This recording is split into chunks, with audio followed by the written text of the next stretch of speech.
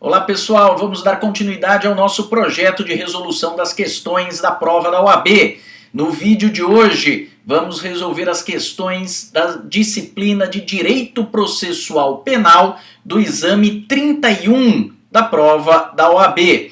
O exame 31 ele é composto de 6 questões de Direito Processual Penal e vamos resolvê-las então para que você possa com maior facilidade obter a tua tão sonhada aprovação no exame de ordem.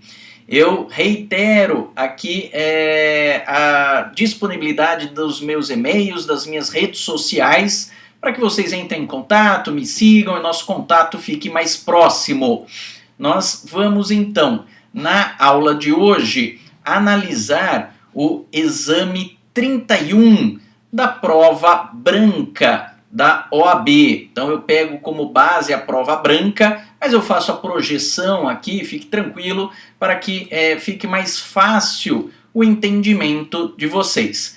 Coloco também aí todas as minhas, os meus contatos, as minhas redes sociais. Destaco o Instagram, @MarceloValdir, o canal do Telegram e aqui este nosso meio de conversa por meio aqui do YouTube. Aproveite e entre em contato comigo também nas redes sociais através da sua opinião, da sua sugestão, da sua crítica. Isso é muito importante para que nós possamos aperfeiçoar cada vez mais esse trabalho que estamos fazendo. Muito bem, então vamos lá resolver as questões do exame 31 da prova da OAB. Lembrando que esta prova foi aplicada no dia 9 de fevereiro de 2020 e foi o último exame realizado antes da pandemia do coronavírus. Algo terrível que assolou o mundo inteiro, principalmente o Brasil. Então, depois desta primeira fase da prova do exame 31, tivemos aí o adiamento da segunda fase por várias oportunidades. O exame 32 chegou a ter um edital publicado, mas foi suspenso devido ao coronavírus. Então vamos resolver as questões de forma clara, de forma objetiva, porque a resolução de questões facilita e muito o entendimento da matéria. Então vamos lá. Na prova branca, que é a que eu estou acompanhando, a primeira questão de processo penal era a de número 64. E ela dizia o seguinte: Ricardo foi pronunciado... Opa, então já uma informação importante aqui. Pronunciado, nós estamos tratando de crime de rito do tribunal do júri. Então, Ricardo foi pronunciado pela suposta prática do crime de homicídio qualificado. No dia anterior à sessão plenária do tribunal do júri, o defensor público que assistia Ricardo até aquele momento acostou ao processo a folha de antecedentes criminais da vítima, matérias jornalísticas e fotografias que poderiam ser favoráveis à defesa do acusado. O Ministério Público, em sessão plenária, foi surpreendido por aquele material do qual não tinha tido ciência, mas o juiz-presidente manteve o julgamento para a data agendada e, após o defensor público mencionar a documentação acostada, Ricardo foi absolvido pelos jurados em 23 de outubro de 2018, uma terça-feira. No dia 29 de outubro de 2018, o Ministério Público apresentou o recurso de apelação, acompanhado das razões recursais, requerendo a realização do novo júri, pois a decisão dos jurados havia sido manifestamente contrária à prova dos autos. O Tribunal de Justiça conheceu o recurso interposto e anulou o julgamento realizado, determinando nova sessão plenária, sob o fundamento de que a defesa se utilizou em plenário de documentos acostados fora do prazo permitido pela lei. A família de Ricardo procura você, como advogado, para patrocinar os interesses do réu. Considerando as informações narradas, você, como advogado de Ricardo, deverá questionar a decisão do tribunal sob fundamento de que? E aí traz as opções. Antes de nós verificarmos as opções, as alternativas, vamos relembrar algumas questões importantes do processo penal.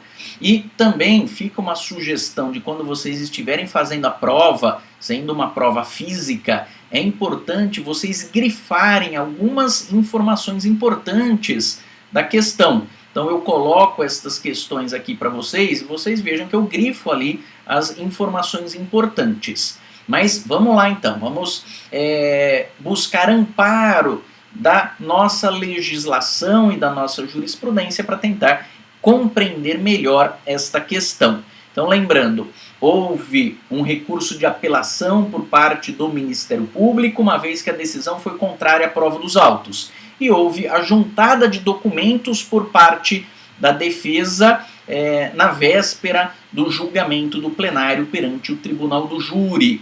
E vejam só o que diz a redação do artigo 479 do Código de Processo Penal.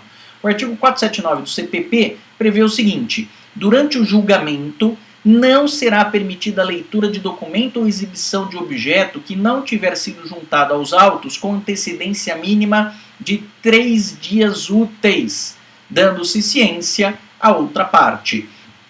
Então, o legislador prevê expressamente que pode-se juntar qualquer documento que você queira utilizar em plenário, mas traz um prazo para isso, para que não se pegue a parte contrária de surpresa a necessidade de que estes documentos sejam juntados com 3 dias de antecedência. Redação do 479. E nós temos também a súmula 160 do STF, que prevê o seguinte: é nula a decisão do tribunal que acolhe contra o réu nulidade não arguida no recurso da acusação, ressalvados os casos de recurso de ofício. Essa súmula 160 é muito importante, por quê? Porque quando a defesa entra com recurso de apelação, nós temos um recurso amplo, onde o tribunal pode reconhecer a favor do réu qualquer nulidade, mesmo que ela não tenha sido arguida. Só que o inverso não é verdadeiro. O Ministério Público, ao entrar com recurso de apelação, ele tem aquela regrinha do tantum devolutum quantum appellatum, ou seja, será devolvido a matéria para julgamento no tribunal apenas naquilo que o Ministério Público recorreu. Se o Ministério Público não alega determinada questão, ocorre preclusão e o tribunal não pode prejudicar o réu num recurso exclusivo aí, não é? Onde a acusação não demonstrou, onde a acusação não alegou determinada matéria. E aí temos ainda a redação do 593 do Código de Processo Penal, dizendo que cabe apelação no prazo de 5 dias. Então nós temos 5 dias para interposição e 8 dias para as razões. Aqui, no caso específico do Tribunal do Júri, nós temos a linha D do inciso 3º, dizendo: cabe apelação no prazo de 5 dias das decisões do Tribunal do Júri quando for a decisão dos jurados manifestamente contrária à prova dos autos. Então o Ministério Público entrou com recurso de apelação com base neste fundamento, ok? Vamos lá então para as alternativas. Respeitando-se o princípio da amplitude de defesa, não existe vedação legal na juntada e utilização em plenário de documentação pela defesa no prazo mencionado? Existe. Nós vimos o artigo 479 do Código de Processo Penal determina que os documentos precisam ser juntados com pelo menos 3 dias de antecedência. Então essa alternativa está errada. Diante da nulidade reconhecida, caberia ao Tribunal de Justiça realizar diretamente novo julgamento e não submeter o réu a novo julgamento pelo Tribunal do Júri. Nós temos a soberania dos vereditos. Então, uma decisão do jurado é soberana e só pode ser modificada por outra decisão de um jurado também, de um conselho de sentença, não é também soberano. Então, o tribunal não pode passar por cima da decisão do Tribunal do Júri. O que o tribunal pode fazer, o tribunal que nós estamos falando aqui é o Tribunal de Justiça de segunda instância. O que o Tribunal de Justiça pode fazer é submeter o réu a novo julgamento. Se fosse apenas questões envolvendo quantidade de pena, a quantidade da pena ela é fixada pelo juiz. Então aí o tribunal poderia modificar a quantidade da pena, mas neste caso não está sendo discutida a quantidade da pena, mas sim uma nulidade, não é? Então por isso o réu deve ser submetido a novo julgamento. Então está errada também esta alternativa B. A letra C. Não poderia o tribunal anular o julgamento com base na nulidade não arguída, mas tão só reconhecer, se fosse o caso, que a decisão dos jurados era manifestamente contrária à prova dos autos. Exatamente. Por que o tribunal não poderia reconhecer essa nulidade da juntada do documento na véspera do tribunal do júri? Por causa da súmula 160 do STF. Então, a matéria não foi arguída no recurso de apelação do Ministério Público. Se a matéria não foi arguída, não pode o tribunal reconhecer esta nulidade em prejuízo do réu. Ok? Então, a primeira parte da letra C está correta e a segunda parte só poderia acolher a tese de que a decisão dos jurados foi manifestamente contrária à prova dos autos. Por quê? Porque foi disso que o Ministério Público recorreu. Então, a alternativa C está correta. A letra D, o recurso foi apresentado de maneira intempestiva, de modo que sequer deveria ter sido conhecido. Não, o recurso está no prazo. Vejam, voltando lá, nós temos um prazo de 5 dias. O Ministério Público ingressou com o recurso de apelação no dia 29 de outubro. Pois bem, a intimação da sentença é feita no próprio plenário do tribunal, do júri, no dia 23 de outubro, terça-feira. Então, terça-feira, quarta, quinta, sexta, sábado, domingo. Venceu no domingo, prorroga para o primeiro dia útil subsequente, ou seja, dia 29. Então, o Ministério Público apresentou o recurso no prazo correto. Vejam que foi no 6º dia, mas no 6º dia porque domingo não é contado dia quando se encerra, né, no sábado ou no domingo, ou quando se inicia num sábado ou no domingo. No âmbito processual penal, o prazo é prorrogado para o primeiro dia útil seguinte. Então, está dentro do prazo sim. A resposta, portanto, é a letra C de correto. Segunda questão da prova do exame 31, era a questão número 65 da prova branca, diz o seguinte: Mariana foi vítima de um crime de apropriação indébita consumado, que teria sido praticado por Paloma. Ao tomar conhecimento de que Paloma teria sido denunciada pelo crime mencionado, inclusive sendo apresentado pelo Ministério Público o valor do prejuízo sofrido pela vítima e o requerimento de reparação do dano, Mariana passou a acompanhar o andamento processual sem, porém, habilitar-se como assistente de acusação. No momento em que constatou que os autos estariam conclusos para a sentença, Mariana procurou seu advogado para a adoção das medidas cabíveis, esclarecendo o temor de ver a réa absolvida e não ter seu prejuízo reparado. O advogado de Mariana deverá informar a sua cliente que... Então vamos lá, primeiro vamos relembrar algumas questões importantes do processo penal para resolvermos esta pergunta. O artigo 598 do CPP trata da possibilidade de recurso de apelação por parte do assistente de acusação. Então diz o artigo 598, nos crimes de competência do tribunal do júri ou do juiz singular, se da sentença não for interposta apelação pelo Ministério Público no prazo legal, o ofendido ou qualquer das pessoas enumeradas no artigo 31, ainda que não se tenha habilitado como assistente, poderá interpor apelação, que não terá, porém, efeito suspensivo. Então, direito da vítima do crime ter um assistente de acusação.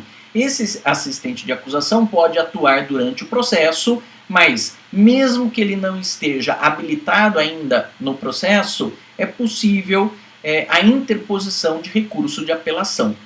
E o artigo 387 do Código de Processo Penal, ele traz alguns requisitos que o juiz deve observar quando condena o réu. Não é? Então, sendo uma sentença condenatória, um dos requisitos que o juiz deve observar está no 387, inciso 4. Vejam lá, O juiz, ao proferir sentença condenatória, fixará valor mínimo para a reparação dos danos causados pela infração. Então, houve uma preocupação do legislador em relação à vítima do crime. O juiz criminal pode fixar um valor mínimo e, claro, se a vítima entende que esse valor é insuficiente, que esse valor é muito baixo, ela pode discutir uma ampliação, um aumento do valor na esfera civil, mas pelo menos este mínimo fixado pelo juiz criminal já está assegurado para a vítima.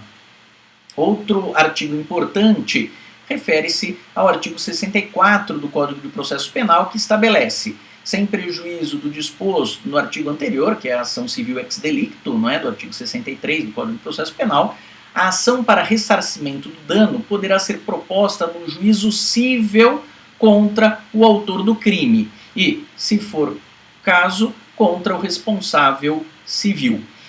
Parágrafo único. Intentada a ação penal, o juiz da ação civil poderá suspender o curso desta até o julgamento definitivo daquela. E o artigo 66 do Código de Processo Penal diz: não obstante a sentença absolutória no juízo criminal, a ação civil poderá ser proposta quando não tiver sido categoricamente reconhecida a inexistência material do fato. Ou seja, mesmo com a absolvição do réu, ainda assim é possível a vítima discutir no cível uma eventual indenização. Ok? Então vamos lá para as alternativas. Letra A diz: não poderá ser fixado pelo juiz valor mínimo a título de indenização? Pode, nós acabamos de ver ali o inciso 4 do 387, o juiz criminal pode sim fixar esse valor mínimo a título de indenização. Então a alternativa A está errada. Letra B. Poderá ser apresentado recurso de apelação diante de eventual sentença absolutória e omissão do Ministério Público por parte de Mariana, por meio de seu patrono, ainda que não esteja no momento da sentença habilitado como assistente de acusação. Exatamente, esta é a redação que nós vimos aqui do artigo 598 do Código de Processo Penal. Ainda que não tenha habilitado como assistente, poderá interpor apelação. Então a letra B de bola é a alternativa correta com fundamento no 598 do Código de Processo Penal. Vamos passar às outras alternativas.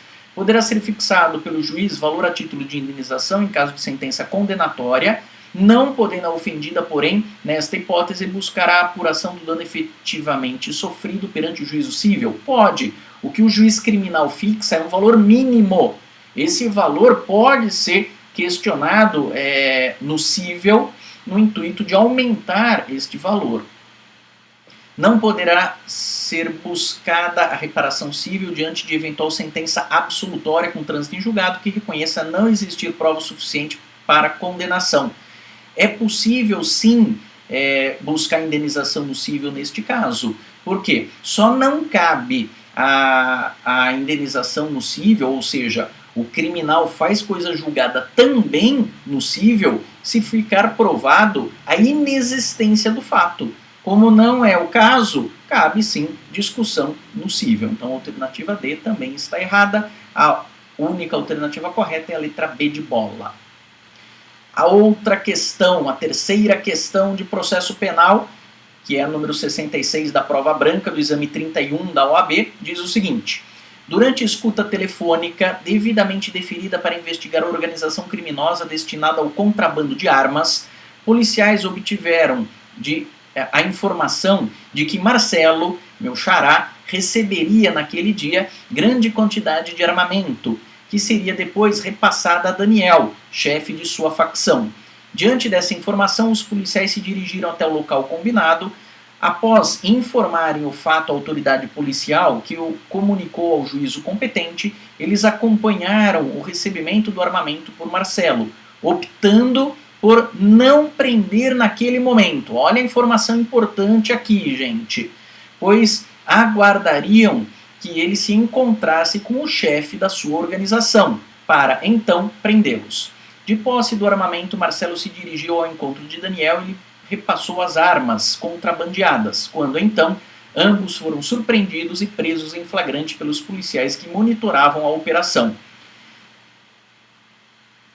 Encaminhados para a delegacia, os presos entraram em contato com um advogado para esclarecimento sobre a validade das prisões ocorridas. Com base nos fatos acima narrados, o advogado deverá esclarecer aos seus clientes que a prisão em flagrante efetuada pelos policiais foi. Então, nós estamos diante do quê? Do chamado flagrante prorrogado ou retardado. Flagrante prorrogado ou retardado, ele é previsto em lei. Nós temos, sim, a previsão legal desse flagrante prorrogado ou retardado, tanto na lei de combate ao crime organizado, o artigo 8º da Lei 12.850 de 2013, trata exatamente disso. Veja lá que eu coloco na tela para vocês a redação desse artigo 8º. Consiste em ação controlada em retardar a intervenção policial ou administrativa relativa à ação praticada por organização criminosa ou a ela vinculada, desde que mantida sob observação e acompanhamento para que a medida legal se concretize no momento mais eficaz a formação de provas e obtenção de informações. Parágrafo 1º. O retardamento da intervenção policial ou administrativa será previamente comunicado ao juiz que, se for o caso, estabelecerá os seus limites e comunicará ao Ministério Público. Nós temos uma redação bastante semelhante na Lei de Drogas. A Lei de Drogas também prevê esta possibilidade do flagrante prorrogado ou retardado, lá no artigo 53 e no inciso 2, ok? Lembrando que na Lei de Lavagem de Capitais também temos esta possibilidade de ação controlada. Muito bem, e aí, antes de partirmos para as alternativas, é importante lembrar que nós temos o flagrante próprio, flagrante impróprio, o flagrante presumido, que são as hipóteses do artigo 302, legalmente previstas no 302. Temos ainda estas hipóteses de flagrante prorrogado ou retardado, previstos em leis especiais, e nós temos ainda algumas classificações doutrinárias, não é? De flagrante esperado, é um flagrante válido, correto, sem problema nenhum, e o flagrante preparado, esse é o pior de todos, não é? A preparação do flagrante, quando torna impossível a consumação do delito, não há que se falar em flagrante. O pior de todos não são esses, o pior de todos é o flagrante forjado, não é? Aquele em que a polícia planta drogas, planta armas no suspeito que não está cometendo crime algum. E aí quem pratica crime é o policial, ok? Então são classificações doutrinárias. Vamos lá para as questões, para as alternativas, aliás. Nesta situação narrada no problema, a prisão é ilegal por se tratar de flagrante esperado? Não, flagrante esperado, ele é um flagrante válido, sem problema nenhum. Legal, restando configurado flagrante preparado. Vejam, flagrante preparado, a gente tem ali a súmula 145 do STF. Então não cabe o flagrante nesta situação de flagrante preparado. Legal, tratando-se de flagrante retardado. Exato, essa é a alternativa correta, não é? Flagrante retardado ou postergado, também nome usado pela doutrina. Ilegal, pois a conduta dos policiais dependeria de prévia autorização judicial. Não, neste caso, não depende de prévia autorização judicial. Vejam, basta comunicar o juiz. Não há necessidade da autorização, mas sim a comunicação. Diferente do que acontece na lei de drogas. Na lei de drogas é preciso autorização judicial. Na lei de organização criminosa não precisa de autorização, basta comunicação ao juiz. Então a alternativa correta é a letra C. Vamos lá para a questão número 67 da prova branca. O Ministério Público ofereceu denúncia em face de Tiago e Thales, imputando-lhes a prática do crime de sequestro qualificado, arrolando como testemunhas de acusação a vítima, pessoas que presenciaram o fato, os policiais responsáveis pela prisão em flagrante, além da esposa do acusado Tiago, que teria conhecimento sobre o ocorrido. Na audiência de instrução e julgamento, por ter sido arrolada como testemunha de acusação, Rosa, esposa de Tiago, compareceu, mas demonstrou que não tinha interesse em prestar declarações. O Ministério Público insistiu na sua oitiva, mesmo com outras testemunhas tendo conhecimento sobre os fatos. Temendo pelas consequências, já que foi prestado o compromisso de dizer a verdade perante o magistrado, Rosa disse que tinha conhecimento, mesmo contra sua vontade, o que veio a prejudicar seu marido. Por ocasião dos interrogatórios, Tiago, que seria interrogado por último, foi retirado da sala de audiência enquanto o réu prestava suas declarações, apesar de seu advogado ter participado do ato.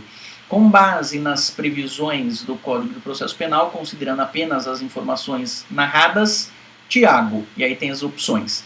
Antes, vamos relembrar algumas questões antes de ver as alternativas.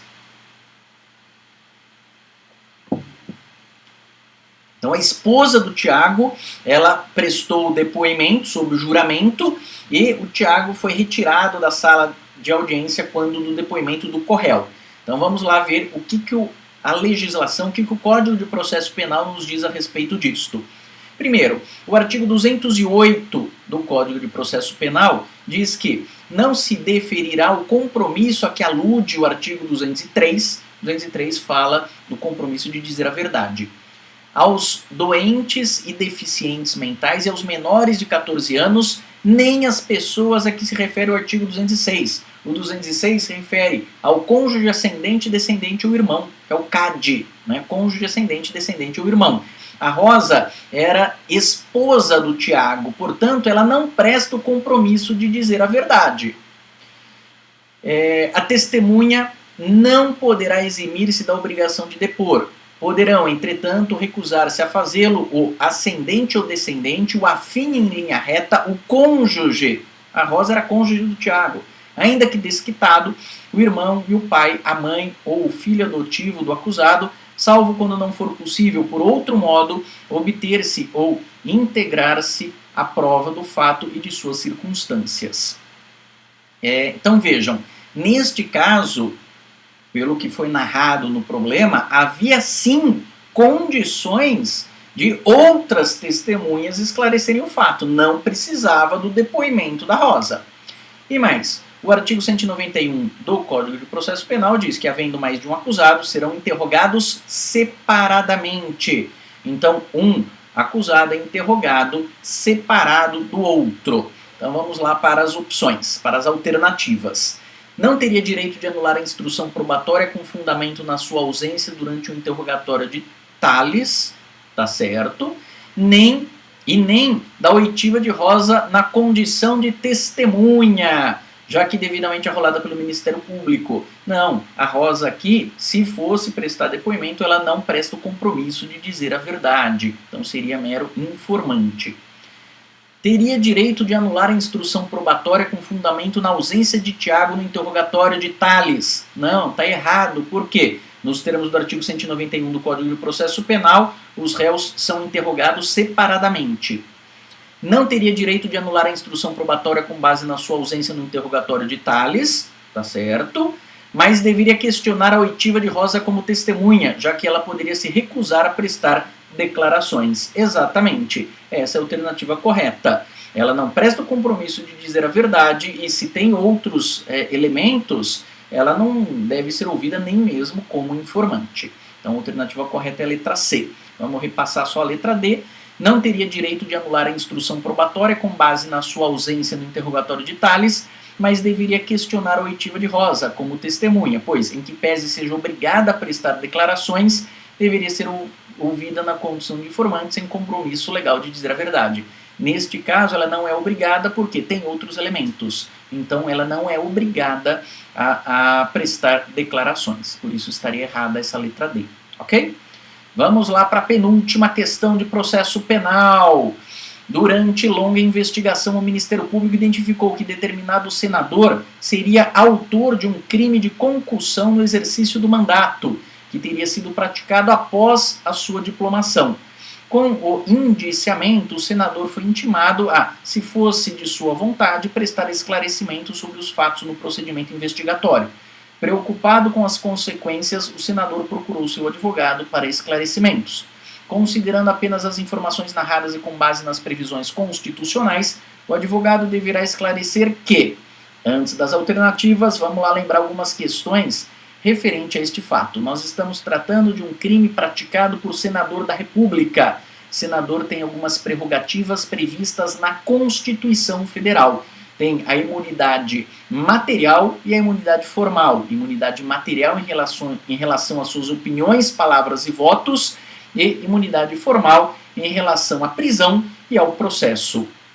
Parlamentar não pode ser preso cautelarmente, salvo em flagrante de crime inafiançável, e o processo criminal contra o parlamentar no exercício da sua função pode ser suspenso pelos seus colegas, pelos seus pares. Então vamos lá verificar o que diz a Constituição Federal. Vejam, o artigo 51 da Constituição Federal prevê que compete privativamente à Câmara dos Deputados autorizar por 2/3 de seus membros a instauração de processo contra o presidente e vice-presidente da República e os ministros de Estado.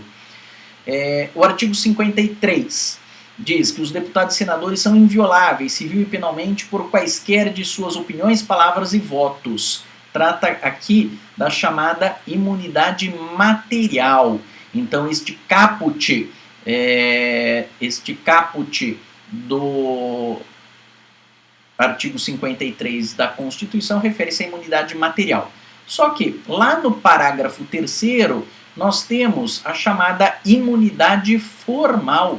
Na imunidade formal, diz o seguinte: recebida a denúncia contra o senador ou deputado por crime ocorrido após a sua diplomação, o Supremo Tribunal Federal dará ciência à respectiva casa que, por iniciativa de partido político nela representado e pelo voto da maioria de seus membros, poderá, até a decisão final, sustar o andamento da ação. Ou seja, é possível que o processo criminal contra o parlamentar seja suspenso. Claro que se for suspenso esse processo, também será suspenso o prazo prescricional. Nenhuma imunidade pode servir de escudo protetor para a prática de atos ilícitos. Então, suspenso o processo, suspende também o prazo prescricional. Vamos lá para as alternativas. O Ministério Público não poderá oferecer denúncia em face do senador sem autorização da Casa Legislativa? Não, está errado. O Ministério Público não pode oferecer denúncia sem autorização da Casa Legislativa, não é isso que diz a lei. Pode sim ser oferecida a denúncia, o que eventualmente pode acontecer é a suspensão do processo e do prazo prescricional, caso a Casa Legislativa assim entenda.